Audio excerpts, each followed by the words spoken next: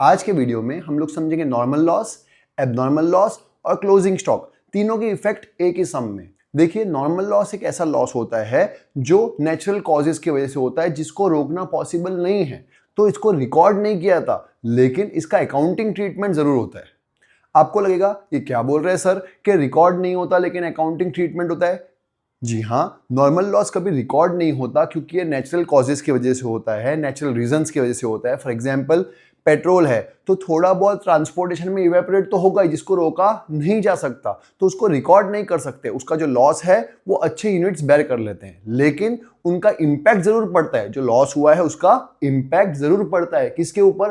Closing stock के ऊपर। मतलब उसका अकाउंटिंग ट्रीटमेंट होता है। कैसे? कि हाँ भाई, क्लोजिंग स्टॉक पे चेंज आया, मतलब नॉर्मल लॉस का इंपैक्ट तो पड़ा, लेकिन नॉर्मल लॉस को कभी रिकॉर्ड नहीं करते। तो वही आज इस सम में हम लोग समझेंगे। तो मेरे साथ साथ करिएगा, आपको इजीली समझ में आ जाएगा।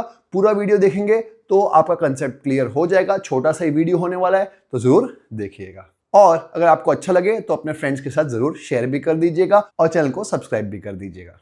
Find the value of closing stock of consignment from the following information. हमको क्लोजिंग स्टॉक फाइंड करना है। Chemical Saint on consignment 2000 litres. कितने लीटर भेजे गए? 2000 लीटर भेजे गए। क्या भाव में? 4.5 लाख रुपए में। Expenses paid by consignor. Consignor ने खर्चा किया 10,000 रुपीज का। कंसाइनी ने भी खर्चा किया फ्रेट एंड ड्यूटी के ऊपर, कितना? 4,000 रुपीज का।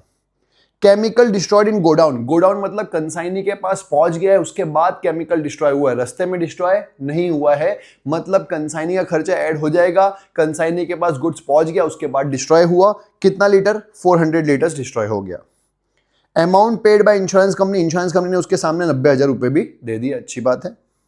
Loss due to natural causes. Natural causes की वजह से 50 लीटर डिस्ट्रॉय हो गया। ये नेचुरल कॉजेज, ये जो नेचुरल कॉजेज है इसको नॉर्मल लॉस बोलते हैं। क्या बोलते हैं? Normal loss. Chemical sold by consignee. 1350 litre तो बेच दिया है। हमको फाइंड क्या करना है? क्लोजिंग स्टॉक फाइंड करना है। तो ध्यान से समझिए हम लोग कैसे करेंगे। एकदम इजी मेथड से समझा रहा हूं, जो हमेशा आपको लाइफ टाइम याद रहेगा। तो मैंने यहां लिख दिया लीटर्स, दैट इज क्वांटिटी, और यहां लिख दिया amount, that is in rupees.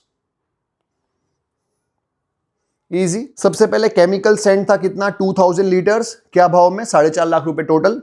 तो यहां लिख देता हूं मैं केमिकल सेंट 2000 लीटर्स और अमाउंट था 4.5 लाख रुपए। इजी। आगे एक्सपेंसेस पेड बाय कंसाइनर, कितना? 10,000 रुपीज। तो यहां लिख दिया एक्सपेंसेस किसके? कंसाइनर के।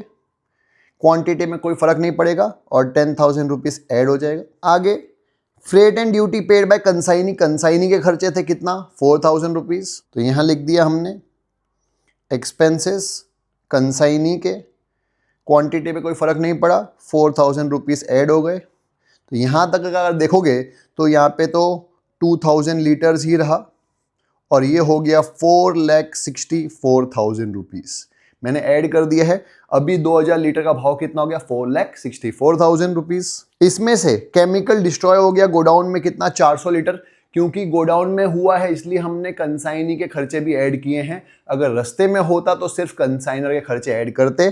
कितना लीटर डिस्ट्रॉय हो गया? 400 लीटर। और कितना नुकसान हुआ वो देख लेते हैं हम लोग। तो यहां लिख देता हूं एबनॉर्मल लॉस। क्योंकि एबनॉर्मल लॉस क्यों? क्योंकि ये नेचुरल रीजन से नहीं हुआ है, ये गोडाउन में नुकसान हुआ है किसी की लापरवाही से, तो इसको क्या बोलते हैं? Abnormal loss.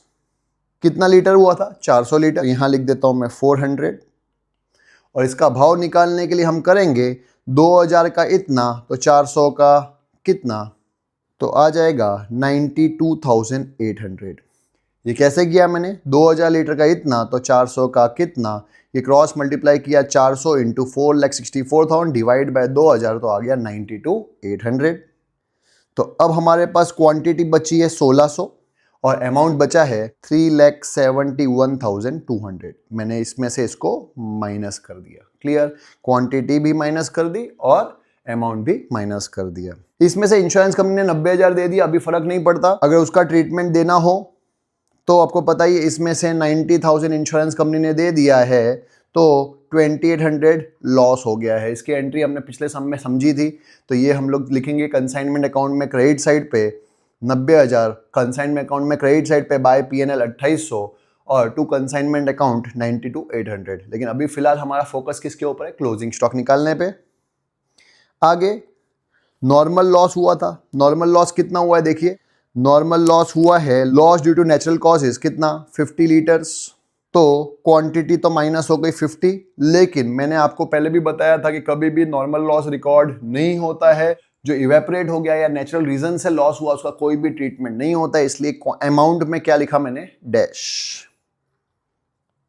तो अब हमारे पास क्वांटिटी बची 1550 और अमाउंट अभी का अभी वैसे का वैसा ही है 3,71,200, इजी। अब इतनी क्वांटिटी में से कितनी सेल कर दी, कितने में सेल की इररिलेवेंट, क्योंकि हमको क्लोजिंग स्टॉक फाइंड करना है। कितनी क्वांटिटी बेच दिए, chemical sold by consignee's 1350 litre, तो यहां लिख देता हूं सेल्स 1350, कितने में बेचा फर्क ही नहीं पड़ता, अगर अमाउंट दिया भी होता क्वेश्चन में तो भी फर्क नहीं पड़ता, क्योंकि क्लोजिंग स्टॉक हमेशा कॉस्ट पे रिकॉर्ड होता है। तो बचा कितना 200, क्वांटिटी बची 200 और ये है हमारा क्लोजिंग स्टॉक जिसकी हमको वैल्यू फाइंड करनी है। तो हमको ये फाइंड करना है कि इसकी वैल्यू कितनी है। तो कैसे करेंगे, ध्यान से समझिएगा, क्रॉस मल्टीप्लाई करना है। 1550 लीटर का 3,71,200 कॉस्ट है, तो 200 लीटर का कितना, इजी। तो हम करेंगे 200 इंटू 3,71,200 डिवाइड बाय 1550, तो आ जाएगा 47,896। ये हमारा आंसर है क्लोजिंग स्टॉक का। क्लोजिंग स्टॉक की वैल्यू आ चुकी है 47,896। कैसे किया, 200 इंटू 3,71,200 डिवाइड बाय 1550, तो आपका आंसर आ जाएगा, इजी। मुझे उम्मीद है आपको समझ में आया होगा, और कोई डाउट हो तो कमेंट सेक्शन में जरूर लिखेंगे आप लोग। मिलते हैं नेक्स्ट वीडियो में एक नए सम के साथ।